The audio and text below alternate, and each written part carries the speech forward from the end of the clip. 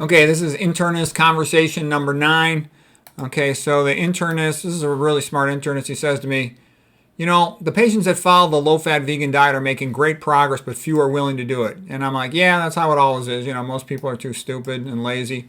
Internist, I can see why you put McDougall's Starch Solution as your first-ranked book, but why'd you put Intestinal Tune-Up by McDougall as a second-ranked book? There's other better books than that.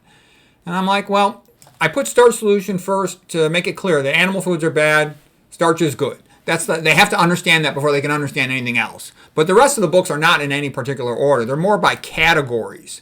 You know, there's a category of books on hypertension, diabetes, weight loss, atherosclerosis, autoimmune disease, psychology, psychiatry, dementia, cancer, toxicology, etc. So that was the point of it. Internist. The most helpful book for me was The High Blood Pressure Solution by Richard Moore. I was having trouble understanding all that neurophysiology stuff until I, had read Moore's book and I really understood the plasma membrane ion pumps. That should be where people start, right at the beginning of the story. And I'm like, yeah, it runs in continuity from there. Then the internist said, oh, and thanks for clarifying why you think T. Colin Campbell underestimates the problems with plant protein. I've been watching some of these cancer lectures, and I like the metabolic theory of cancer. It makes sense. It explains why so many changes can happen simultaneously in a coordinated way. That mutations doesn't really make sense. I can also see how that researcher Guy Seifried is wrong about the keto diet. If a person eats all that protein, they're screwed.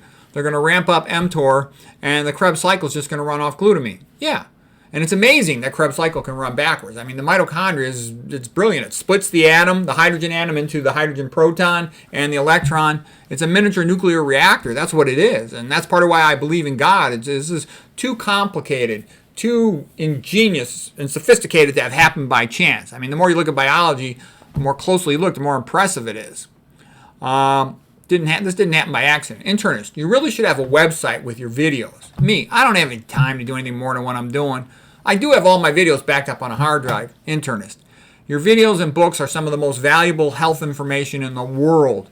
YouTube could just delete all your videos. I'm like, well, then I'll just post them to some other video channel. Internist, what if there's an EMP disaster or something that'll wipe out your hard drive backups?